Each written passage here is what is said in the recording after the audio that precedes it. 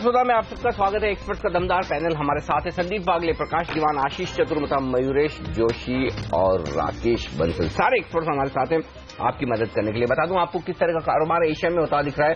Nikkei 50 अंक ऊपर है, हांगकांग ऊपर है, 1/4% की मजबूती हांगकांग निक्केई 2 बड़े बाजारों में है और बाकी स्टेट टाइम्स से फर्क नहीं पड़ता हमें। और शंघाई थोड़ा नीचे, कोई बात नहीं। तो मतलब मोटा मोटी हमारे लिए ठीक है मार्केट। कुछ खास कारोबार इसलिए नहीं हो रहा है क्योंकि टाइफून वहां पर आया और उसके बाद सुबह के कारोबार को वहां पर बंद कर दिया गया। तो आज हांगकांग से कुछ खास क्यूज मिलने वाले हैं। अच्छा, 70 पॉइंट ऊपर बंद होने के बाद बंद किया है, तो हांगकांग से फिलहाल कमजोरी के संकेत तो नहीं आएंगे और निक्केई ऊपर है तो संकेत थोड़े ठीक ही गए जाएंगे। बाकी कोरिया, ताइवान ये छोटे बाजार हैं, ये थोड़े थोड़े नीचे हैं और सिंगापुर जरूर 1% नीचे दिख रहा है। चलिए, तो हम शुरुआत करेंगे भारतीय बाजारों में प्री ओपनिंग सेशन की। उससे पहले एसजीएक्स निफ्टी 10 नीचे, वो इसलिए कि थोड़ा डाउन नीचे बंद हुआ है तो उसका थोड़ा असर है, लेकिन बाकी हमारे संकेत ठीक है। रिलायंस के नतीजे कल बाजार बंद होने के बाद अच्छे आए।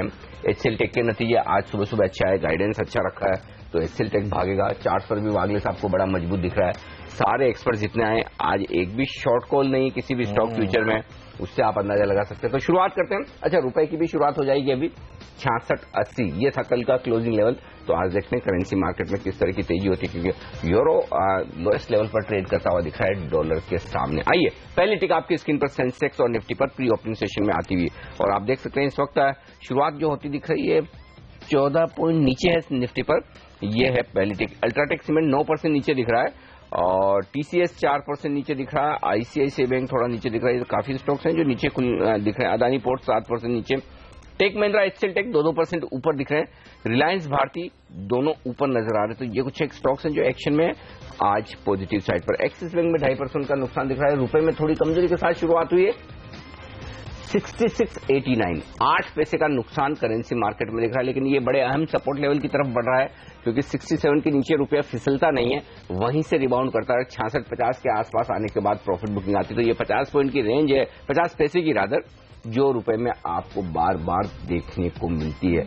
एक और स्टॉक जहां पर एक्शन हो सकता है और उस पर राय लेना चाहता हूं, और वो है कर्नाटक बैंक। आशीष, क्या कहेंगे आप? वायदा कारोबार के ट्रेडर्स के लिए मौका है खरीदारी करने का। प्राइवेट सेक्टर बैंक वैसे तो एक्शन में है ही, और कल न्योमुरा ने 14 लाख शेयरों की खरीदारी की है बड़े सौदे में 155 रुपए के दाम पर। एक्चुअली स्टॉक थोड़ा नीचे बंद हुआ है, नहीं नीचे दिख रहा है इस वक्त 150 के आसपास। इतना तो मेरे ख्याल से होगा नहीं, सेटल सही होगा। तो क्या किया जाए कर्नाटक बैंक में? देखिए जी, एक अच्छा बेस बन चुका है स्टॉक के अंदर में। जैसा आपने कहा, कल एक अच्छा खासा वॉल्यूम में अपटिक देखने को मिला। ऊपर से थोड़ी सी जरूर गिरावट देखने को मिली। 155-60 का हाई बना के स्टॉक 153 के आसपास बना। और मेरा मानना है 150 एक बहुत स्ट्रांग सपोर्ट स्टॉक के लिए रहेगा, और ऊपर में ये 158 से लेकर 162 ये 2 टारगेट्स है जो मुझे लगता है ये स्टॉक दिखा सकता है। ओवरऑल मुझे लगता है कि स्टॉक के अंदर में स्ट्रेंथ है, तो बाय किया जा सकता है with stop below 150 levels. Okay, तो इस शेयर पर रखिएगा नजर। और देखिए, छोटे मझौले शेयर काफी अच्छा प्रदर्शन दिखाएंगे। सिंजिन प्री ओपनिंग सेशन में करीब 2% मजबूती के साथ आज खुलने के संकेत दे रहा है। एचसीएल टेक अच्छे नंबर आए हैं, 1.5% तो गैप अप ये आज खुलने वाला है, और हमारे एक्सपर्ट तो इस पर बुलिश हैं। एक राय संदीप बागले साहब आपसे लेना चाहता हूं बिटवीन एचसीएल टेक और विप्रो। दोनों ही खबरों में विप्रो के नतीजे आज बाजार बंद होने के बाद आएंगे, लेकिन एक्विजिशन लेड स्ट्रेटजी रही है और एक बड़ा एक्विजिशन इन्होंने किया है। दोनों में से चार्ट आपको बेटर किसके लगते हैं?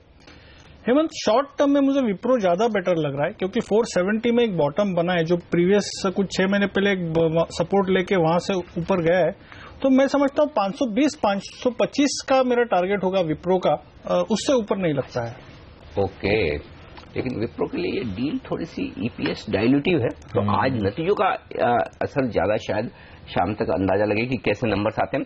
फिलहाल चलिए, तो एचसीएल टेक, विप्रो, ये 2 आईटी स्टॉक्स एक्शन में रहने वाले हैं आज सुबह सुबह। लेकिन एक्शन जो होता है वो उन तमाम 20 शेयरों में होता है जो आपको बताए जाते हैं सुबह 7:30 से 8 के बीच में, जब खेला जाता है स्टॉक 2020 का मैच। और अगर आप किसी भी वजह से व्यस्त हैं, उस समय नहीं देख पा रहे हैं, तो हम लेकर आते हैं आपके लिए एक अपडेट। देख लेते हैं आज का 2020 मैच।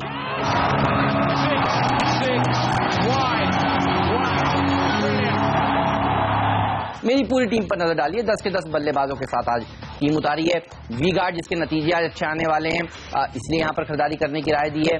ओवरऑल रियलिटी पर भी रखिए नजर, पिछले क्वार्टर में भी जबरदस्त नतीजे पेश किए थे। इवन डीएलएफ का अगर इनका कारोबार बिक जाता है तो करीब 10,500 करोड़ रुपए इनको मिलेंगे और उस पैसे का इस्तेमाल ये कर्ज को घटाने में करेंगे। तो डीएलएफ में तेजी होगी अगर वो बोर्ड बैठक में आउटकम आ जाता है तो, और उससे जुड़े हुए सेक्टर्स अच्छा प्रदर्शन दिखाएंगे। प्रोजोन भी देखिए मॉल्स के कामकाज में है और इसी तरह के कामकाज में देखिए डीएलएफ अपनी हिस्सेदारी बेच रहा है, तो यहां पर रखिएगा नजर। एचसीएल टेक इसके नतीजे अगले 1 घंटे के अंदर अंदर आ जाएंगे, बाजार खुलने से पहले अगर अच्छे नंबर आएंगे तो यहां पर तेजी होगी। Adlabs, Delta Corp, Kalyani Steel जैसे स्टॉक्स पर भी नजर रखिए। और 2 बैंक से आखिरी में कर्नाटका बैंक और जेएनके बैंक, यहां पर भी अच्छी तेजी देखने को मिल सकती है। चलिए मेरी टीम पर नजर डालिए, यहाँ पे भी खरीदारी पे पूरा फोकस है और खबरों पे न्यूक्लियस सॉफ्ट बढ़िया नतीजे कंपनी दिए, क्रॉम्पटन ग्रीव्स कंज्यूमर में फोकस करिए क्योंकि यहाँ पे बड़े डेवलपमेंट एक्सपेक्टेड है। माइंडट्री आज नतीजे आने, इसको रडार पे रखिए, अगर नतीजे कमजोर लगते हैं तो इसको अवॉइड किया जा सकता है। फ्यूचर कंज्यूमर एफएमसीजी स्पेस में बेस्ट स्टॉक सिलेक्टर्स को लगता है। रैलिस इंडिया में खरीदारी करिए, 24 तारीख को इनके भी नतीजे आने। अनंत राज डीएलएफ की जो डील होने वाली है उसका फायदा इस स्टॉक को भी मिले क्योंकि री रेटिंग का पूरा केस एनसीआर के रियल एस्टेट के लिए होगा। और वहीं टानला सॉल्यूशंस ने बहुत बेहतरीन नतीजे पेश किए हैं, इसलिए खरीदारी से लाए। टिमकेन इंडिया एक और स्टॉक रडार पे रखिए, यहाँ पे भी एचएनआई की तरफ से खरीदारी की खबरें है। वहीं फ्री के तौर पर ऑर्किड फार्मा, इसमें भी कई सारे स्टेक सेल और ब्रांड सेल की बात चल रही है, तो वो फायदा होगा। और एचसीएल इन्फो सिस्टम्स, ये सिलेक्टर्स को लगता है कि आपको रडार पर रखना चाहिए क्योंकि इसको लेकर के बहुत मार्केट में बज़ है कि कुछ बड़े ऐलान इसमें हो सकते हैं। तो खरीदारी पे पूरा फोकस आज।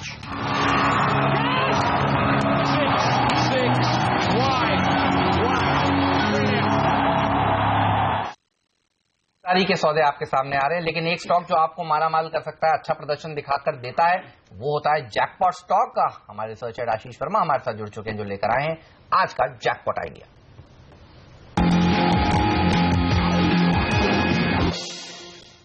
रडार पे आज है देश की एक leading budget airline spice jet.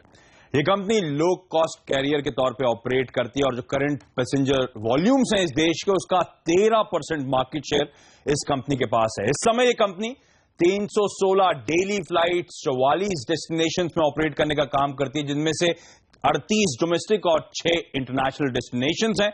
और इस कंपनी का जो बेड़ा है, जो फ्लीट है, 29 बोइंग्स और 14 बॉम्बार्डियर्स की समय फ्लीट है। आपको याद होगा साल 2014 का एंड का समय था जब इस कंपनी के सामने तमाम दिक्कतें आई थी, खबरों में थी ये कंपनी के बिजनेस ऑपरेशंस को लेकर बाजार चिंतित था काफी ज्यादा। बाजार ने लिटरली राइट ऑफ कर दिया था इस कंपनी को जब ये अपने ड्यूज को पे नहीं कर पा रही थी, फ्लाइट के लगातार कैंसिलेशंस हो रहे थे। उसके बाद पिछले साल फरवरी में ही आपको याद होगा जो अर्स्टवाइल प्रमोटर्स थे उन्होंने एग्जिट लिया इस कंपनी से, कलंथी मरन और काल एयरवेज ने। और इस कंपनी के जो फाउंडर प्रमोटर थे अजय सिंह, उन्होंने प्रमोटर्स का स्टेक एक्वायर करा था, यानी कि इस कंपनी को उनसे खरीद लिया था।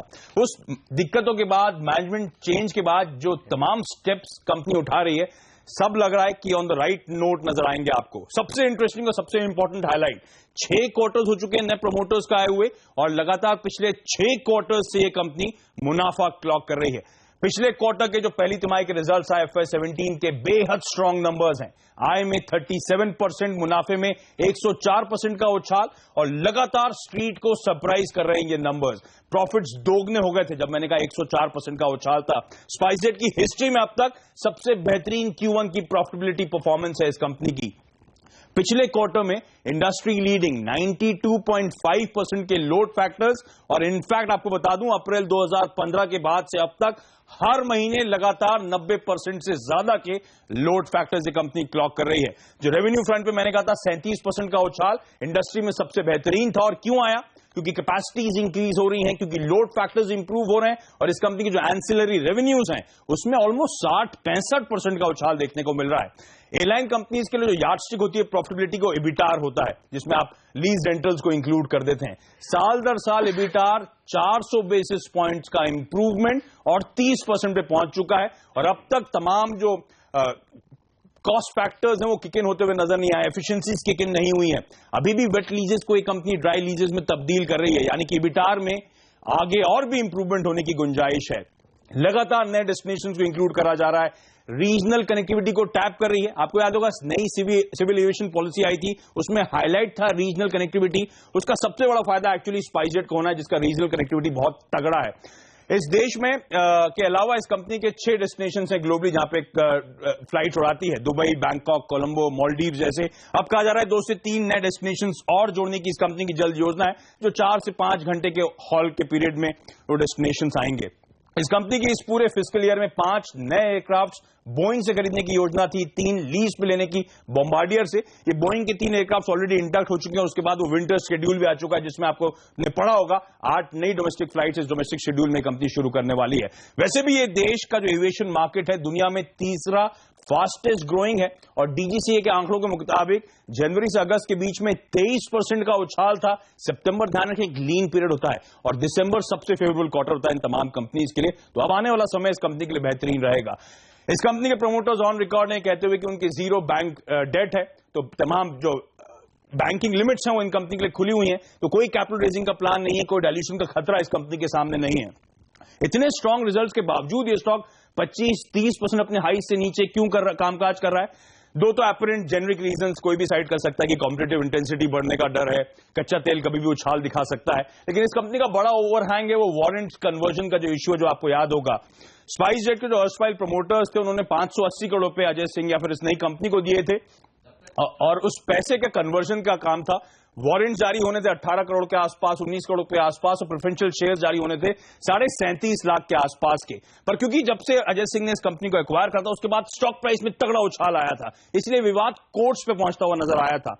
लास्ट क्वार्टर के जो नंबर्स आए थे उसमें नोट टू अकाउंट्स में ये मेंशन्ड है कि कोर्ट में बॉम्बे स्टॉक एक्सचेंज ने क्लैरिफिकेशन दिया है कि जो इन लोग की डील हुई थी करंट भाव पर ये डील इंपॉसिबल है करंट लॉस के लिहाज से, यानी कि जो बाजार उम्मीद कर रहा है, डर रहा था कि 24% के आसपास का डाइल्यूशन होगा, शायद उतना डाइल्यूशन ना हो और शायद सिर्फ 580 करोड़ रुपए के आसपास के ही वारंट्स और प्रेफरेंशियल इश्यू शेयर जारी करे जाएंगे। वो ओवरहैंग अभी भी है, पर उस ओवरहैंग का खतरा काफी हद तक रिड्यूस हो गया। इसीलिए आप देख रहे हैं पिछले कुछ दिनों से स्पाइसजेट के स्टॉक में अच्छा मोमेंटम पिकअप होना शुरू हुआ है।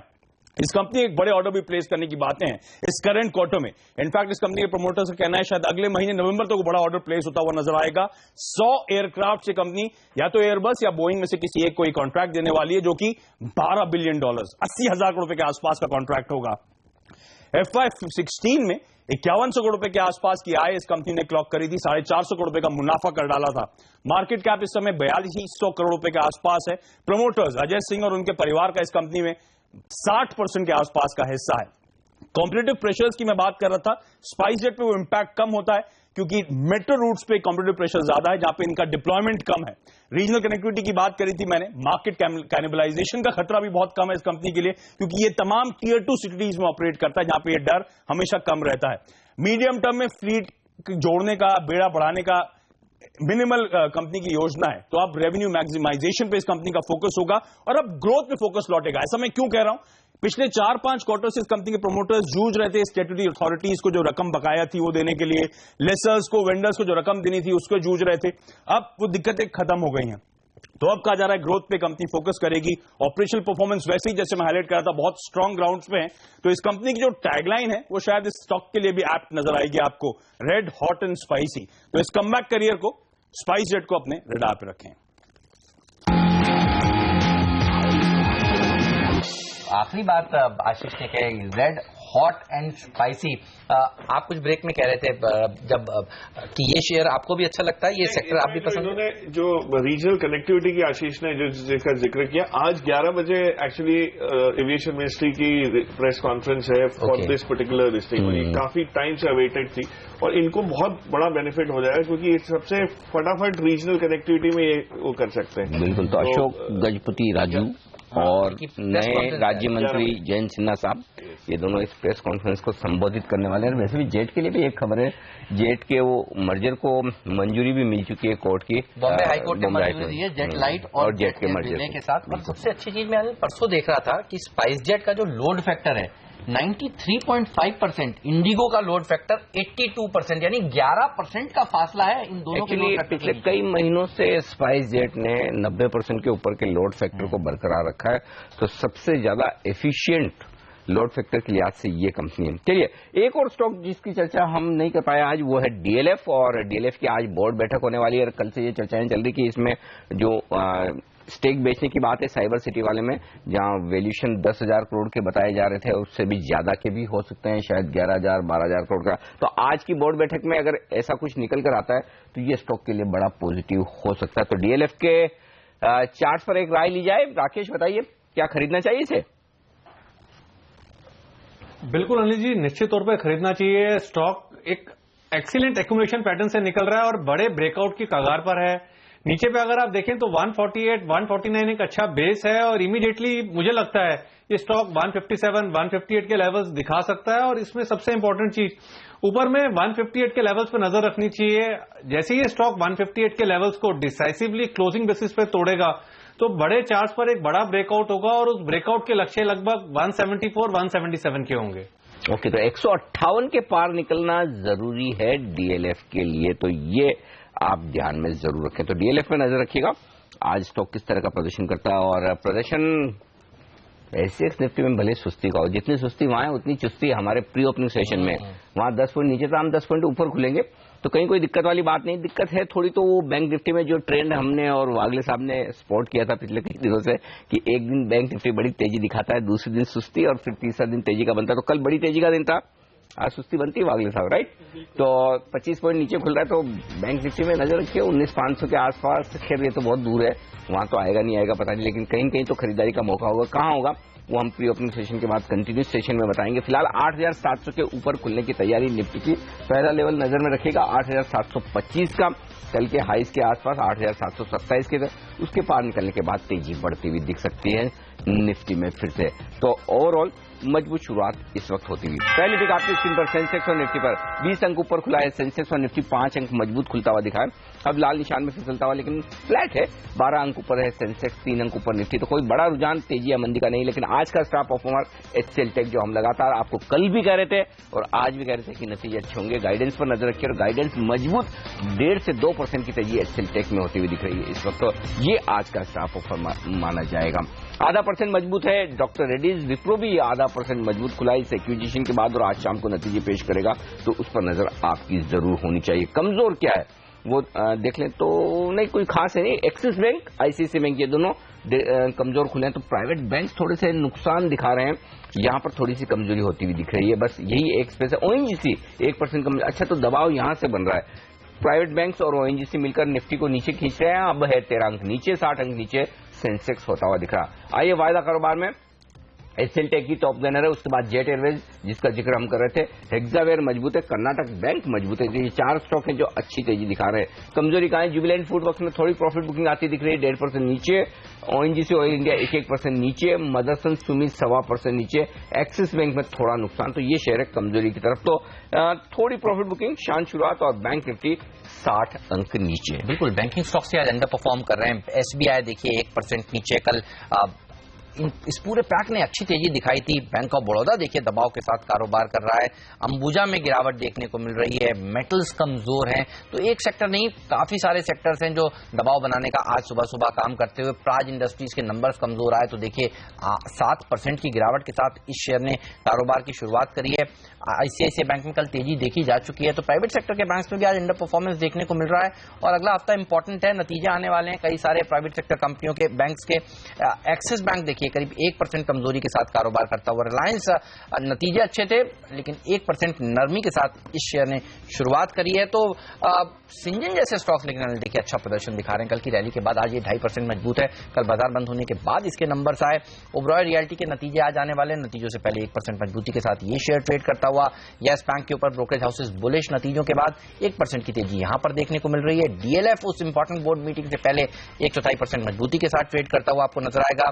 और सन फार्मा जैसे स्टॉक्स अच्छा प्रदर्शन आज के दिन दिखा रहे हैं। ऑटो पैक की बात करूं तो टाटा मोटर्स का डीवीआर, आइशर मोटर, मारुति, बजाज, तो ऑटो शेयरों में कमोवेश खरीदारी होती हुई दिख रही है। बिल्कुल, थोड़ा नुकसान आज बढ़ता दिख रहा है। कल के लोज पर पहुंचा है निफ्टी 8,675 के आसपास और 20 अंकों का नुकसान है।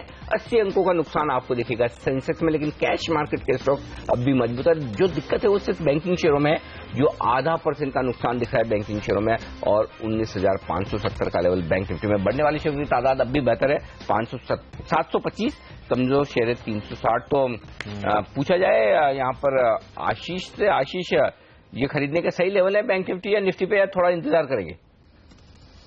अनिल जी, मेरे हिसाब से तो बाय ऑन डिप्स की एक स्ट्रेटेजी रहनी चाहिए। 19,500 के स्तर एक सपोर्ट दे सकते हैं, तो 19,500 का एक स्टॉप लॉस रख के लॉन्ग पोजीशन बनाई जा सकती है। 19,800 850 के लेवल्स बैंक निफ्टी में ऊपर में देखने को मिल सकते हैं। बायोकॉन में अच्छी तेजी देखने को मिल रही है, 2% की मजबूती देखिए और ओपन इंटरेस्ट में इजाफा 5% का।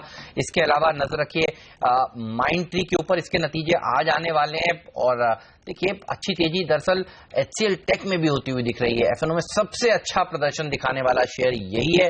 नजर रहेगी आज फिर विप्रो के नंबर्स मार्केट बंद होने के बाद कैसे आते हैं। आज देखिए IT पैक अच्छा प्रदर्शन दिखा रहा है, कमोवेश HCL टेक ऊपर है, इन्फोसिस में मजबूती देखने को मिल रही है, हेक्सावेयर में, इन्फोसिस में तो 11 रुपए का एक्स डिविडेंड का भी आप फैक्टर जोड़िए तो अच्छी तेजी देखने को मिल रही है आईटी शेयरों में। बिल्कुल, ये अच्छे मजबूत हो रहे हैं, आपने सही कहा। मिड कैप आईटी भी मजबूत हो रहे हैं। देखिए न्यूक्लियस सॉफ्टवेयर के अच्छे नतीजे आए, वो स्टॉक मजबूत देखा था मैंने।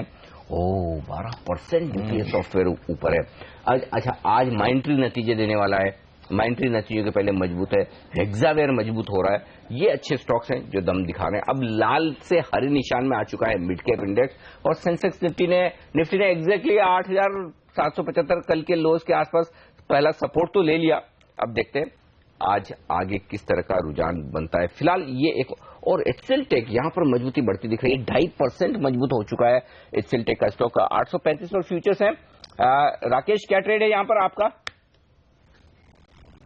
अनिल जी, डेफिनेटली खरीदना चाहिए। इनफैक्ट थोड़ी देर पहले हमने भी अपने क्लाइंट्स को मैसेज किया है इसको बाय करने के लिए। मुझे लगता है इस स्टॉक के अंदर आज में अनदर 15 से 20 रुपए का मूव क्लियरली देखने को मिल सकता है। एक बड़ा ब्रेकआउट देखने को मिल रहा है कैश मार्केट के ऊपर 834 के स्तरों पर। एक स्ट्रांग बाइंग कैंडिडेट है HCL टेक प्योरली इंट्राडे के नजरिए से। चलिए, तो एक डिस्क्लेमर भी दिया है राकेश जी ने कि अपने क्लाइंट्स को उन्होंने कहा है खरीदना चाहिए। नंबर तो देखिए जबरदस्त आए हैं, अब ब्रोकरेज हाउसेस के रिपोर्ट्स भी इसके ऊपर आएंगे और वो भी अच्छे ही आने वाले हैं। और एविएशन शेयर देखिए, इंटरग्लोब जेट अच्छा प्रदर्शन आज के दिन दिखा रहे हैं। जिस तरह से 11 बजे प्रेस कॉन्फ्रेंस होने वाली है मंत्री जी की तरफ से, रीजनल कनेक्टिविटी के ऊपर सबकी नजर रहने वाली है। हेमंत, दो बड़े ट्रेड और दोनों ही नतीजों के दम पर। HCL टेक में देखिए 840 रुपए 20 पैसे पर अभी ट्रेड हुआ है 63,000 शेयरों का। तो करेंट मार्केट प्राइस पर इतने ऊपर के प्राइस पर ब्लॉक होता हुआ नजर आ रहा है। दूसरा है सिंजिन में देखिए 551 रुपए के दाम पर 3,30,000 शेयरों का कारोबार हुआ है NSE पर। तो सिंजिन में भी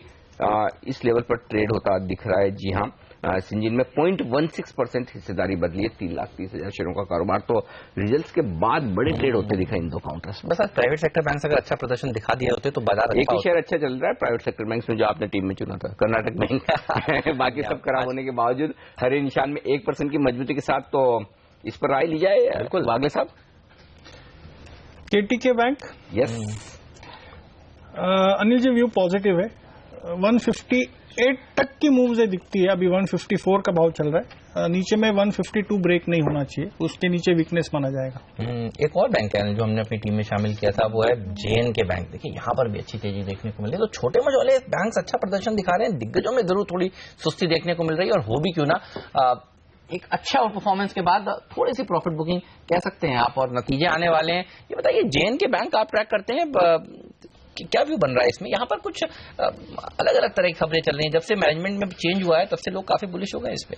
नहीं, तो इसमें जो ओवरहैंग रहता है वो तो स्टेट का ही रहता है कि वहाँ का बिजनेस, ये वहाँ का SBI माना जाता है, जम्मू कश्मीर स्टेट का। सारे सरकारी खाते इनके पास रहे, बट वहां पे इतना इम्पैक्ट नहीं आ रहा क्योंकि इनका कभी भी प्राइवेट सेक्टर से इतना पार्टिसिपेशन था भी नहीं। वो तो अब एक्सपेंशन से आएगा। तो ये बैंक लोगों को इसलिए पसंद है कि यहाँ से हेडरूम फॉर ग्रोथ अच्छा हो सकता है अगर ये नेशनल लेवल पे एक्सपैंड करें तो, अपना JNK की छवि छोड़ के ये नेशनल प्लेयर बन जाए। बट जो आपने छोटे बैंक की बात की है, उसमें कई बैंक हैं। जो एक साउथ इंडियन बैंक है जो मुझे लग रहा है अब जिस टाइप के रिजल्ट्स DCB ने भी दिए, साउथ इंडियन बैंक, ये RBL के अच्छे नंबर, RBL तो बहुत ही उम्दा नंबर आए। तो हमने बात की थी नंबर से पहले भी इसकी। तो ये जो सेगमेंट है ये काफी प्रॉमिसिंग रहेगी अभी कुछ दिनों के लिए, मुझे लगता है, छोटे बैंक जो हैं। और ये जो प्राइवेट सेक्टर बड़े बैंकों में जो प्रॉफिट बुकिंग आ रही है, वो जो क्रेडिट कार्ड फ्रॉड, जो चाइना में जो ATM और डेबिट कार्ड्स का जो इशू हुआ है साइबर सिक्योरिटी के अटैक्स को लेके, उसका थोड़ा सा रिएक्शन है और कोई ज्यादा चेंज नहीं है इसमें। मिड कैप इंडेक्स मेरी नजर वहां से हट नहीं रही। 1/4% ऊपर और स्मॉल कैप इंडेक्स 1/4% ऊपर। तो सेंसेक्स निफ्टी मत देखिए, और खासतौर से तब जबकि सेंसेक्स निफ्टी अपने अहम सपोर्ट लेवल को होल्ड कर रहा हो तो वो इंटरेस्टिंग है। एक और स्टॉक, इनफैक्ट 2 स्टॉक हमें रडार पर रखने चाहिए, 3 स्टॉक। एक तो डीएलएफ, जहां पर आज बोर्ड बैठक होने वाली है, तो देखते हैं बोर्ड बैठक में क्या फैसले निकल के आते हैं। स्टॉक 1% मजबूत होता हुआ दिख रहा है। 2 स्टॉक जिसका हम कई बार जिक्र करते हैं वो है बीएफ यूटिलिटीज और बीएफ इन्वेस्टमेंट। आज फिर से तारीख है, लेकिन इस बार एक बदलाव है जिस पर मैं प्रकाश से भी राय लेना चाहता हूँ। प्रकाश, इस बार ये हुआ है कि सुप्रीम कोर्ट ने इस केस को वो एसएलपी में मानकर शिफ्ट कर दिया है, यानी कि अब फास्ट ट्रैक सुनवाई होकर डिसीजन होगी। तो अब मेरा सवाल ये है कि जरूरी है कि आज हो नहीं हो ये नहीं पता, डिसीजन कब आए, लेकिन अगर फास्ट ट्रैक कोर्ट में सुनवाई हो रही है, इसका मतलब ये कि कोर्ट चाहता है कि अब इसका डिसीजन आ जाए, जो कि शायद महीने 2 महीने में हो जाए। तो जो इन्वेस्टर है, क्या उन्हें अब ये शेयर खरीदना चाहिए? क्योंकि अब तक तो ये बड़ा पेशेंस सेस कर रहा था कि कब होगा पता नहीं, तारीख पे तारीख, हम हर बार कवर करते हैं, हर बार नई तारीख आती है। इसी डायलॉग के साथ कई चीजें ऐसी हैं मार्केट में, जैसे रेमंड की थाने की जमीन बिकनी, इसका बीएफ यूटिलिटी का नाइस कॉरिडोर का सेटलमेंट होना, डीएलएफ का वाला भी देखिए ना, डीएलएफ का रीट्स आना या रेंटल आर्म बिकना, गो एयर का आईपीओ आना, ये जो चीजें, बॉम्बे डाइंग की जमीन बिकना भी। हाँ, तो ये जो है ये हमेशा मुद्दा रहेगा। जब कुछ नहीं डिस्कस करने के लिए होता है ये तो काम आ ही जाते हैं। बट बीएफ यूटिलिटी में मुझे जो समझ आई है कि अगर वो सरकार ने, सुप्रीम कोर्ट ने जो मूव किया है, उसके बाद ये होगा कि आपके पास एक टाइमलाइन सामने आएगी, सिर्फ डिसीजन नहीं आएगा, बट टाइमलाइन ये है कि अगले 12 महीने में इसमें कोई ना कोई, जो मुझे लगता है अब जो होगा, लेकिन 1.5-2 महीने में 3 हो जाएगा, आउटर लिमिट है मैक्सिमम। हाँ, तो अब जो पहली जो हियरिंग इसकी जो रहेगी उससे बहुत कुछ क्लियर हो जाएगा। बट आई थिंक ये वैल्यू जो आई है, this is definitely a very attractive level, जो क्योंकि लोग जो पेशेंस खो के जो निकल चुके हैं, जो सिर्फ इसी बलबूते आए थे कि भाई इसमें न्यूज आ जाएगी और पैसा बन जाएगा, अब ये जेन्युइन इन्वेस्टमेंट कैंडिडेट बन गया है। तो आज काफी हद तक समझ पड़ेगा कि कब तक फैसला हो सकता है, कितनी फास्ट सुनवाई होती है। तो इन्वेस्टर्स के लिए, ट्रेडर्स के लिए तो हम हर बार आपको कहते हैं कि डेट मिलती है, और डेट मिलने में जिस दिन डेट होती है शेयर चलता है, डेट मिलती है। लेकिन हाँ, एक चीज ये साफ है, जो वागले साहब शायद चार्ट देखकर बताएं, बाय ऑन डिप्स का स्टॉक है, बहुत सीमित दायरे में है, वॉल्यूम भी बहुत कम है। तो ये मतलब आप जैसे बोल रहे हो न्यूज आती है तो चलता है, तो वो पैटर्न वाइज इतना कंफर्ट नहीं दे रहा है, तो मैं अवॉइड करने की सलाह दूंगा। ठीक बात है। तो ये स्टॉक आज रखिए रडार पर, अगर कोई एक्शन होता है तो यहां पर आज आपकी नजर होनी चाहिए। डीएलएफ भी मजबूत है, आज बोर्ड बैठक से पहले 1% के आसपास की तेजी, 155-56, 158 मेरे ख्याल से राकेश ने बोला था कि 158 के ऊपर मजबूत होगा। से है ना, तो उनको आशीष को पूछते हैं वायदा कारोबार के ट्रेडर्स के लिए। आशीष, क्योंकि 6.5 लाख शेयर जुड़ते हुए दिख रहे हैं मुझे ओपन इंटरेस्ट में डीएलएफ में, यहाँ पर आपकी क्या राय है? देखिए, बिल्कुल एक्यूमुलेशन बहुत स्ट्रांग हुआ है, और हमने देखा है ओपन इंटरेस्ट में कंसिस्टेंट बेसिस पे लोअर लेवल्स पे एडिशन हुआ है, तो कहीं ना कहीं लॉन्ग साइड पे पोजीशन बन चुकी है। अब बात है मूवमेंट आने की। मूवमेंट मेरा भी मानना ये है कि 157, 158 के लेवल्स को जैसे ही क्रॉस करता है तो 166 का टारगेट इस स्टॉक के अंदर में देखने को मिल सकता है। ओवरऑल मुझे लगता है डाउन साइड में 152, 153 एक बहुत छोटा स्टॉप रख के लॉन्ग पोजीशन जो है बनाई जा सकती है।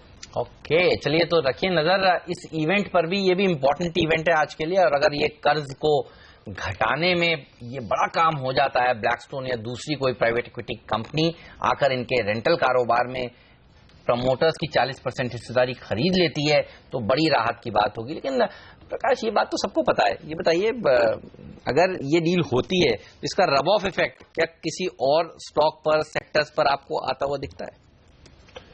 नहीं, देखिए, रेंटल यील्ड के बेसिस पे जो रीट बनाने की प्रक्रिया शुरू हुई और उसमें रेगुलेशन में काफी समय लगा समझने में और क्लैरिटी आने में, उसके बाद मुझे लगता है जो कोई बड़ी कंपनी डीएलएफ जैसी शुरुआत करेगी, लेकिन दूसरे छोटे प्लेयर्स जो इनको और भी पैसे की खास जरूरत है और मोनेटाइज करने की जो तक ढूंढ रहे हैं, तो उसमें होगा, खास करके जिस टाइप के प्लेयर्स रेंटल यील्ड ले रहे हैं आपके मल्टीप्लेक्सेस में से, मॉल्स में से, क्योंकि सबसे ज्यादा पैसा वहां ब्लॉक हुआ है। कमर्शियल ऑफिस स्पेस में से अभी भी लोगों को रेंटल यील्ड आ रही है, लेकिन जो मॉल बना के रखे हुए जिन्होंने, तो मॉल वाली कंपनियां चल सकती हैं। हाँ, जो मॉल वाली कंपनी कुछ समय पहले सुर्खियों में रही भी है, एक कंपनी जिसका नागपुर में प्रेजेंस है अच्छा खासा, ऐसी एक कंपनी छोटी है जो कनकिया ग्रुप की बॉम्बे के जो है, जो रेंटल यील्ड पे काम काम करते हैं। पीवीआर को इन्होंने अपने मल्टीप्लेक्सेस रेंट पे दिए हुए हैं, बहुत अच्छी ईल्ड आती है। सिनेलाइन करके छोटी सी कंपनी है, सिनेलाइन। जी जी, ऑफकोर्स उसमें अप्रिसिएशन आया भी है, और अगर इस टाइप का कुछ आता है तो इन सब में एक पॉसिबिलिटी हो जाती है। मैं ये नहीं कह रहा कि इनको जरूरत है हर एक को करने की, बट इनकी वैल्यू जो है वो थोड़ी री रेट हो जाती है। ये मतलब लिस्टेड और अनलिस्टेड कंपनी जैसा फिर माहौल बन जाएगा। यही कंपनी है सिनेलाइन जिसकी बात कर रहे जी हैं? जी जी, okay. Cineline, Cineline, Cinemax Kanakia, Rasesh Kanakia group, बिल्कुल। ये स्क्रीन ओन नहीं कर, मतलब ओन करते हैं पर ये एग्जिबिटर्स नहीं है। ये पीवीआर को दे देते हैं, वो पीवीआर चलाता है, रेंट इनको दे देता है। राइट, वो पिक्चर दिखाने का जॉब वर्क। लेकिन ये ग्रुप भी काफी मजबूत ग्रुप माना जाता है, रियल एस्टेट में काफी प्रेजेंस है। सिनेमैक्स जो पहले लिस्टेड था। एनीवे, यहाँ पर जो मजबूती होती थी, एक और स्पेस जिस पर मैं राय लेना चाहता हूँ मयूरेश आपसे, वो ये dish TV, Sun TV type के स्टॉक्स जो कल भी एक्शन में थे, और ये जीएसटी की जो बात चल रही थी कि जीएसटी की रेट अगर 18% पर रहती, चलिए थोड़ा बहुत सेस वेस लग भी जाए तो इन कंपनियों के लिए बड़ी फायदे की बात हो सकती है, क्योंकि 33% अभी टैक्स है, घटकर 18% के आसपास रह जाएगा। कल थोड़े एक्शन में दिखे स्टॉक, आज छोटी छोटी फॉलोअप बाइंग होती हुई दिख रही है, बहुत ज्यादा तो नहीं है। क्या करना चाहिए इस स्पेस में? कहीं कोई आपको मौका दिखता है निवेश करने का? बिल्कुल Anil ji, I think GST एक बहुत बड़ा ट्रिगर हो सकता है पूरे स्पेस के लिए। दूसरा, आई थिंक जैसे डिजिटलाइजेशन का एक माहौल चल रहा है, आई थिंक वहां भी एक क्लियर कट बेनिफिशियरी इम्पैक्ट देखने मिल सकता है, क्योंकि जितने आई थिंक केबल और केबल यूजर्स हैं, probably I think once they start coming on board, मेरे ख्याल से आई थिंक जो एक पैरिटी आएगी between dish operators and cable operators, वहां पे आई थिंक अच्छी खासी बढ़ोतरी देखने मिल सकती है in terms of subscription addition. Third, अगर हम देखें तो in terms of their content pipeline itself, programming cost और कंटेंट कॉस्ट, आई थिंक वो एक बहुत बड़ा कंपोनेंट होता है। तो आई थिंक ये पाइपलाइन कैसे मैनेज करते हैं और कॉस्ट, ये देखना बहुत जरूरी होगा। और specifically I think companies like dish, I think ARPU थोड़ा स्ट्रगल कर रहा है। मेरे ख्याल से आई थिंक अगले 1 से 2 क्वार्टर में I think you will still see ARPU being around the current levels of around 174, 176 odd rupees. तो ग्रोथ कैसे आती है ये कोर नंबर्स में, along with the differentiated packing schemes, जो पैकेजेस ये लोग रीजन्स में और रूरल एरियाज में अलग प्राइसिंग पे करते हैं, अर्बन एरियाज पे अलग प्राइसिंग में, वहां पे कैसे बढ़ोतरी देखने मिल सकती है। तो मेरे ख्याल से I think there will be better entry points for stocks within this space, but in the entire space itself मुझे लगता है I think print media company I think काफी अच्छा प्रदर्शन कर सकती है। यूपी के इलेक्शंस आ रहे हैं, एड रेवेन्यू ग्रोथ काफी तगड़े हो सकते हैं वहां पे, circulation revenues have been growing at decent clips. तो मेरे ख्याल से I think print media companies is something that I will still be looking at these levels.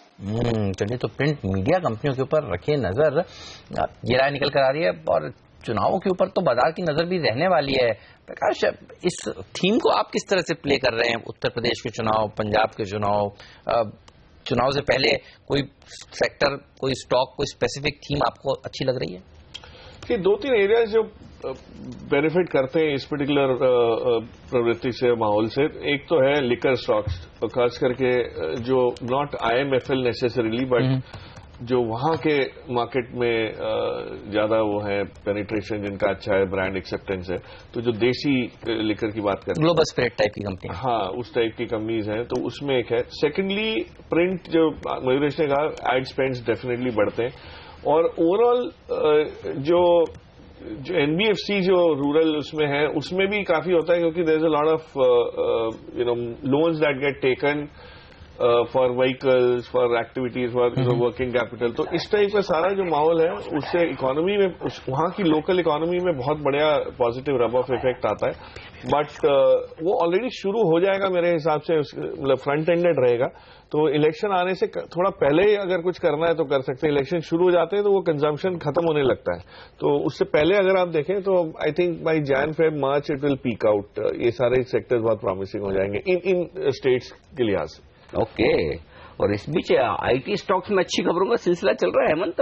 HCL take के बाद विप्रो, और विप्रो के बाद अब हेक्सावेयर पर नजर रखिए। यहाँ पर स्टॉक में मजबूती होती दिख रही है 1.5% की, और खबर ये आ रही है कि 25 तारीख को बोर्ड बैठक होगी हेक्सावेयर की, और उसमें बायबैक पर विचार किया जाएगा। तो ये एक बड़ी पॉजिटिव खबर हेक्सावेयर के लिए।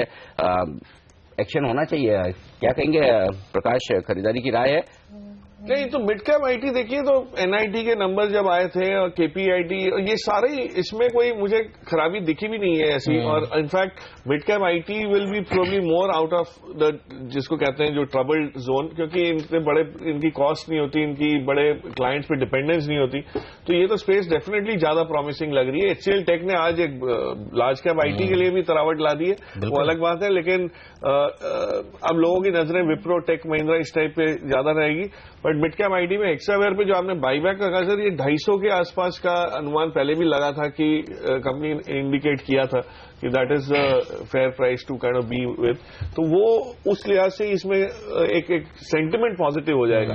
अब बाईबैक का रेशोज आने के बाद इवैल्यूएट किया जाएगा, but my sense is positive जरूर है ये पर्टिकुलर स्पेस। बिल्कुल। चलिए तो हेक्सावेयर अगले हफ्ते 25 तारीख को नजर होगी, और एचसीएल इसकी टेक महिंद्रा की जो बात कर रहे हैं अगले हफ्ते 27 तारीख को, तो आईटी के नंबर अगले हफ्ते 27 तारीख को खत्म हो जाएंगे। बिल्कुल। हमारे एक्सपर्ट से विदा लेने उससे पहले एक और स्टॉक जो एक्शन में दिख रहा है बड़े दिनों बाद फिर से रडार पर आया, एसआरएफ में 2.5% आज ओपन इंटरेस्ट बढ़ता हुआ दिख रहा है। तो आज पोजीशन बनने का सिलसिला शुरू हुआ है 1950 के आसपास। वैसे तो हमने कब मेरे ख्याल से 1600-1700 की रेंज में आइडेंटिफाई किया था।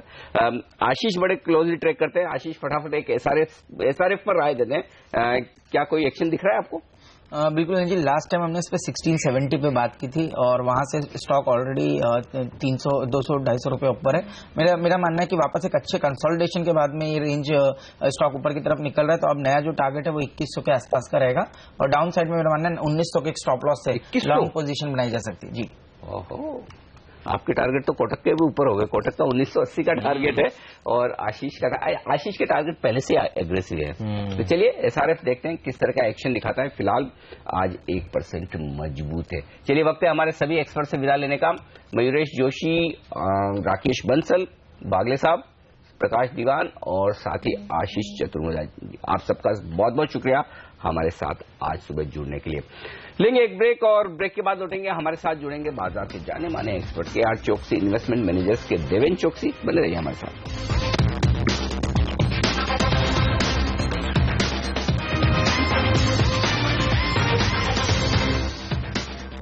हमारे साथ अब कार्यक्रम में शामिल हो रहे हैं KR चौकसी इन्वेस्टमेंट मैनेजर्स के देवेन चौकसी। देवेन भाई, स्वागत है आपका CNBC आवाज पर। क्या व्यू है आपका मार्केट पर? थोड़ा अब इन लेवल्स पर ऐसा लग रहा है वक्त बिता रहा है, तो डायरेक्शन क्या ऊपर का ही समझ के ट्रेड किया जाए?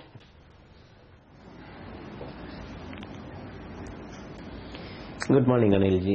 वेल, आई थिंक जो हिसाब से नतीजे आ रहे हैं, अर्निंग्स आउटलुक बन रहा है और जो हिसाब से इंडिया के अंदर नए फंड्स आने की शुरुआत हुई है, मैं ऐसा समझता हूं कि एक तरफ लिक्विडिटी का जोर बरकरार रहेगा, दूसरी तरफ earning related thrust I think market के अंदर इन्वेस्टर को अट्रैक्ट करता रहेगा।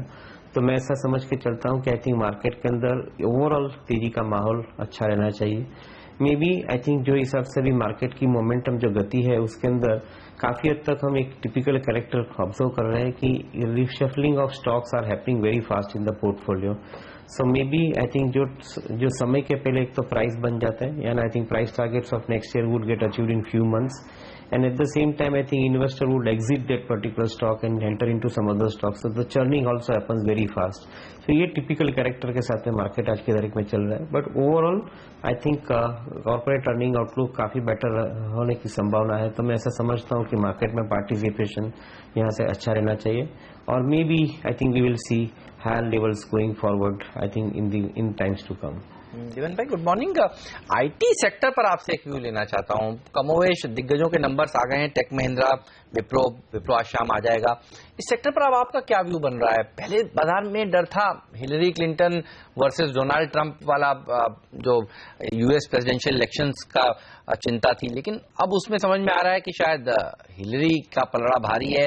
क्या खरीदना कि स्टार्ट कर देना चाहिए आईटी सेक्टर में? आपको क्या लगता है, क्या व्यू बन रहा है?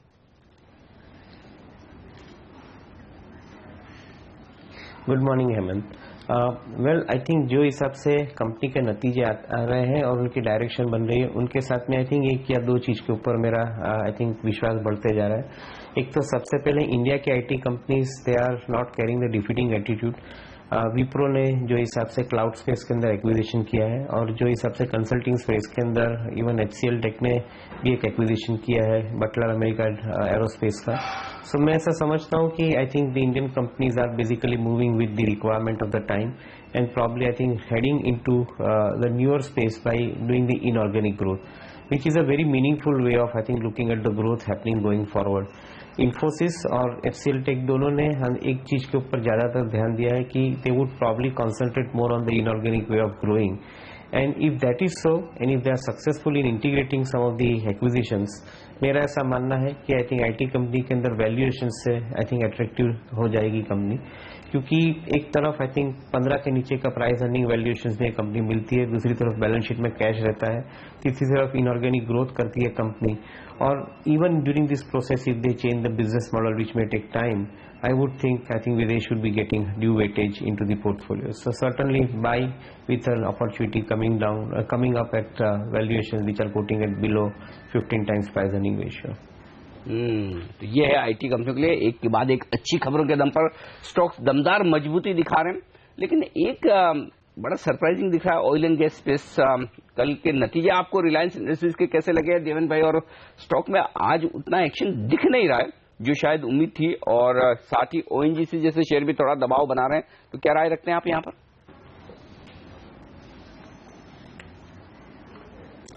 स्टैंड अलोन रिलायंस के जो नतीजे विदाउट जियो हम देखते तो शायद आई थिंक मार्केट के अंदर उसका एक रिस्पांस आना शुरू हो जाता, क्योंकि एक तरफ आई थिंक रिफाइनिंग कैपेसिटी बढ़ के 100 मिलियन टन हो रही, दूसरी तरफ I think feed stock change हो रहा है तो मार्जिन्स इंप्रूवमेंट के लिए आई थिंक एक प्रॉमिस बन रहा है, तीसरी तरफ आई थिंक दी कंपनी जो बसरा क्रूड का इनपुट ले रही है तो उसके हिसाब से I think they would have higher amount of low grade crude, heavy crude I think and at a lower price, so they will have better margins going forward. और अलग साइड पे देखें तो पेट्रोकेमिकल बिजनेस के अंदर rated capacity के ऊपर जो एक्सपांड की कंपनी ने उसके ऊपर कंपनी चल रही है, तो ये सब कारण पॉजिटिव दिखा रहे हैं। I think overhang is because of Jio. मेरा ऐसा मानना है कि I think had Reliance started Jio business in Silicon Valley, probably I think they would have been much better off. I think they would have got far better valuations, क्योंकि जो enterprise value 2 lakh crore के ऊपर वो लोग ने क्रिएट की है उसका पूरा रिफ्लेक्शन रिलायंस के अंदर अभी तक दिख नहीं रहा है, and maybe over a period of time it should get reflected, but I think that's where I think you are seeing a subdued price performance despite of strong fundamentals of the companies. Okay, तो ये राय रिलायंस पर। शुक्रिया sir आपका समय निकालने के लिए और आज CNBC आवाज पर आकर अपनी राय शेयरों पर बाजार पर हमसे शेयर करने के लिए। लेंगे एक छोटा सा ब्रेक, कहीं मत जाइए, बने रहिए CNBC आवाज के साथ और बाजार पर रखिए नजर। कैप इंडेक्स में अच्छी तेजी देखने को मिल रही है, 1/4% की मजबूती, सेंसेक्स निफ्टी कह सकते हैं आप कंसोलिडेट कर रहे हैं, क्योंकि बैंकिंग स्टॉक्स का प्रदर्शन आज थोड़ा ढीला है, लेकिन अभी भी बुल्स का पलड़ा थोड़ा सा भारी है। आप देखिए बढ़ने वाले शेयरों की संख्या थोड़ी सी ज्यादा है गिरने वाले शेयरों को मुकाबले। अगर आप देखेंगे एडवांस डिक्लाइन रेशियो तो आपको ये तस्वीर नजर आएगी। तो बुल्स और बेयर्स में मजबूत लड़ाई चल रही है इस समय। तो बेयर्स थोड़े से राहत की सांस ले रहे हैं कि थोड़ा कमजोर है सेंसेक्स निफ्टी, लेकिन बुल्स पूरे फॉर्म में है कैश मार्केट के स्टॉक्स में। तो जीत अगर देखना है तो उन्हीं की है, 80-20 का मामला है इस पर। 80% बुल्स आगे हैं, 20% थोड़ी राहत कमजोरी वाली मंदी वाले ट्रेडर्स के लिए। चलिए लेंगे एक छोटा सा ब्रेक, और ब्रेक के बाद लेंगे हम फंड मैनेजर्स का नजरिया कि बाजार में इस वक्त जो म्यूचुअल फंड दमदार पैसा लगा रहे हैं। आपने आंकड़ा बताया था कितनी खरीदारी की है उन्होंने पिछले 8 दिनों में लगातार बिना नागे खरीदारी, और 4200 करोड़ 4200 करोड़ की 8 दिनों में खरीदारी। क्यों कर रहे हैं इतनी खरीदारी, क्या व्यू है उनका मार्केट पर, ये बताएंगे आपको देश के दिग्गज mutual fund ICICI Prudential mutual fund के senior vice president Yogesh Bhatt साहब हमारे साथ जुड़ेंगे इस ब्रेक के बाद।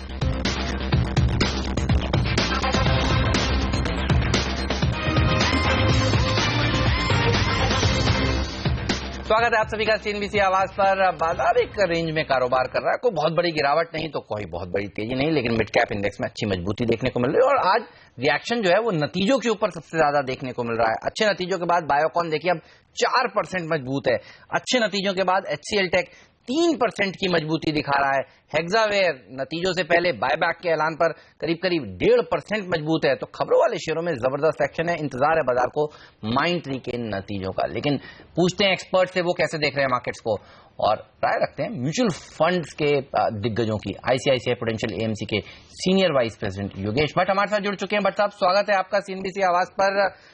दिवाली के पहले ये बताइए फंड्स की तरफ से जो खरीदारी हो रही है फेस्टिवल मूड में है, चीयर में है, ये कह सकते हैं हम लोग?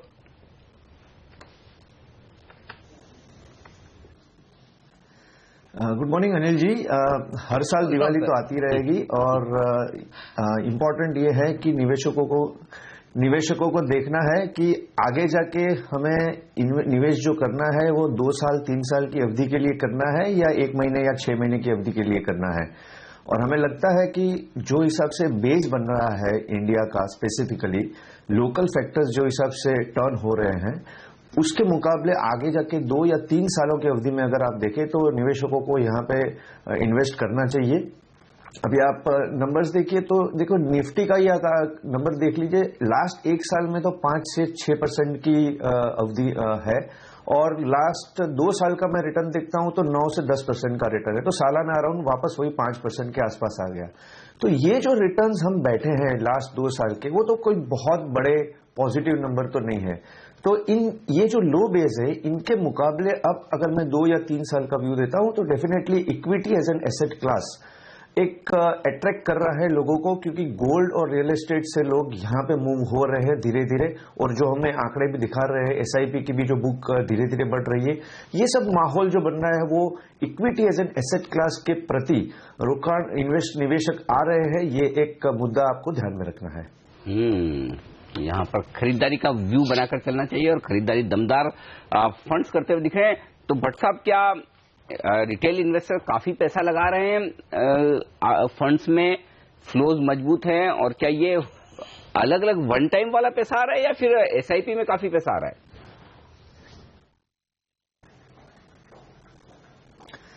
मैं कहूंगा ये हर तरफ से आ रहा है। ऑफ कोर्स थोड़ा बहुत ऊपर नीचे होता रहेगा, बट हम जो देख रहे हैं, आप नंबर ऑफ फोलियोज का भी जो ग्रोथ देखिए वो द लास्ट 1.5 ईयर, वो भी काफी हद तक इंप्रूवमेंट में दिख रहा है।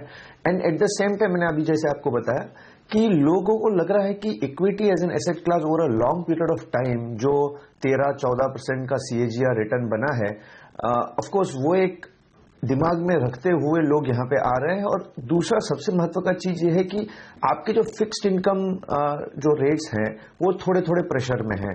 Obviously and real estate and gold ने काफी हद तक कुछ खास नहीं किया ओवर द लास्ट 3 इयर्स। तो दूसरा जो आपको ऑप्शंस अवेलेबल है वो उसमें अगर आप बोल रहे हो कि वहां पे रिटर्न की उम्मीद कम है, तो ऑब्वियसली जो एसेट क्लास बचेगा वहां पे लोग आएंगे, और वही हमें दिख रहा है कि धीरे धीरे लोग यहाँ पे आ रहे हैं। एंड मैं कहूंगा कि इसमें दोनों तरफ पैसे आ रहे हैं, एसआईपी बुक भी बढ़ रही है और डायरेक्ट इन्वेस्टमेंट्स भी आ रहे हैं, तो it's a combination of both. Okay, इसके अलावा देखिए एचसीएल टेक ने जिस तरह से नंबर्स दिए हैं, गाइडेंस जो उनकी तरफ से निकल कर आ रही है वो काफी बुलिश निकल कर आ रही है। आईटी कंपनियों के ऊपर अचानक से अब कई सारे लोग बुलिश होते हुए नजर आ रहे हैं। बिल्कुल, और जो आप गाइडेंस की बात करें, मैं अभी एक नोट और पढ़ रहा था एचसीएल टेक का, वो ये है कि एक और बड़े क्लाइंट्स की जो बातचीत चल रही है वो है बटलर, और वो डील अक्वायर करने की बात करें। अगर दिसंबर 2016 यानी कि अगले 2 महीनों में ये डील इनके हाथ लग जाती तो गाइडेंस और ऊपर की तरफ रिवाइज हो सकता है। ये बड़ा इंटरेस्टिंग और पॉजिटिव है, क्योंकि एचसीएल टेक ने पहली बात तो 12 से 14% का कांस्टेंट करेंसी डॉलर रेवेन्यू में ग्रोथ बताया, डॉलर रेवेन्यू में गाइडेंस बताया, जो इन्फोसिस के 8% के सामने कहीं बहुत बहुत ज्यादा है। और उसमें भी कुछ बड़ी डील्स उन्होंने इंक्लूड नहीं की है। ये मैनेजमेंट ने अपनी सफाई दी कि इन्होंने ये जो एक बड़ा एक्विजिशन हो सकता है इनके लिए, ये इसमें नहीं किया। $100 मिलियन का ये बताया जा रहा है। तो ये इंटरेस्टिंग है। अगर बटलर वाली डील ये कह रहे हैं कि अगर दिसंबर तक क्लोज होती तो एचसीएल टेक के लिए बड़ा पॉजिटिव है। अच्छा सर, आप कैसे देख रहे हैं इन्फोसिस के? देखिए नंबर्स तो अच्छे थे, चलिए आप कह सकते हैं कमेंट्री थोड़ी सी कॉशियस थी, और वो भी क्यों ना, ग्लोबली अनसर्टेनिटी बनी हुई है। एचसीएल टेक के नंबर्स देखिए जबरदस्त नंबर्स आए हैं, और इन्होंने तो गाइडेंस भी बेटर दी है। अब तक जो आईटी कंपनियों के नंबर्स आए हैं उसको आप किस तरह से रीड कर रहे हैं?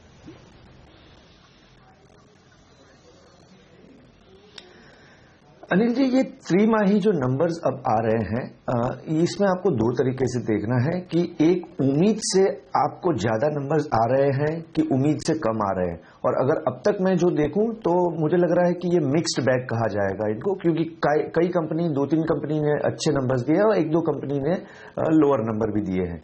बट सबसे महत्व का मुद्दा ये है कि ये जो पूरा स्पेस है आईटी का, वो आप उसमें भी आप देखिए कि लास्ट एक साल में आईटी इंडेक्स अंडर परफॉर्म किया है ब्रॉड मार्केट को करीब 13 से 14%। So that is the space which is become attractive. और ये जो है आप वैल्यूएशन के पैरामीटर्स पे भी देखेंगे तो मार्केट का पी आज जो 16.5 के आसपास चल रहा है, ये जो स्टॉक्स हैं वो मार्केट पी के नीचे आपको मिल रहे हैं। सो एक ये हुआ। दूसरा सबसे जो बड़ा डाउट है इन्वेस्टर के दिमाग में वो आज के दिन में ये है कि आगे जाके ग्लोबली जो डेवलपमेंट्स हो रहे हैं उसमें यूएस के इलेक्शंस भी आ गए हैं या डिजिटल डिस्ट्रक्शन जो हो रहा है उसमें अपनी कंपनियां मुकाबले में खड़ी रह पाएंगी कि नहीं रह पाएंगी। और तीसरा सबसे महत्व का मुद्दा आईटी क्षेत्र में देखा जाना चाहिए कि आपका करेंसी पे क्या व्यू है। तो मुझे लग रहा है कि ये जो अनसर्टेनिटीज तीनों फैक्टर्स में है, इनकी वजह से ये जो सारी कंपनियां इंडिया की थी वो कहीं ना कहीं प्रेशर में थी। इंडिविजुअल कंपनी का भी कुछ प्रॉब्लम था और ओवरऑल सेक्टर का भी प्रॉब्लम था। मैं यहां से अगर 6 महीने का व्यू लूं तो डेफिनेटली अभी भी थोड़ा बहुत ये माहौल चल सकता है क्योंकि इलेक्शंस की डेट अगले महीने में है। और दूसरा मैंने आपको बताया करेंसी का भी व्यू इतना डिप्रिशिएशन का नहीं है। तो इसके मुकाबले अगर मैं 2 क्वार्टर का देखूं तो डेफिनेटली ये स्टॉक्स शायद प्रेशर में रह सकते हैं। बट मैं अगर 2 या 3 साल का व्यू लूं तो वैल्यूएशन पैरामीटर्स पे ये एक सेक्टर काफी हद तक उभर आ रहा है वैल्यू टेरिटरी में। और जब कोई सेक्टर या कोई स्टॉक्स वैल्यू टेरिटरी में उभर के आता है तो इन निवेशकों को वहां पे देखना चाहिए। और फ्रॉम दैट एंगल मैं 2 से 3 साल के लिए आईटी क्षेत्र को यहां से रिकमेंड करूंगा। ओके, ये राय है योगेश जी की। बहुत बहुत शुक्रिया सर आपका हमारे लिए वक्त निकालने के लिए और बाजार और तमाम सेक्टर पर अपनी राय देने के लिए। बाजार कमजोर है सेंसेक्स और निफ्टी पर दिन के निचले स्थानों पर और कल के लो लेवल पर आते हुए निफ्टी और सेंसेक्स, लेकिन मिड शेयरों में अब भी थोड़ी खरीदारी है। पहला सौदा में आज के लिए इतना ही, लेकिन आप बने रहिए सीएनबीसी आवाज के साथ। आगे का एक्शन प्रियंका संभव लेकर आएंगी दिल्ली से जो हमारे साथ जुड़ रही है। फिलहाल हम दोनों को दीजिए इजाजत। नमस्कार।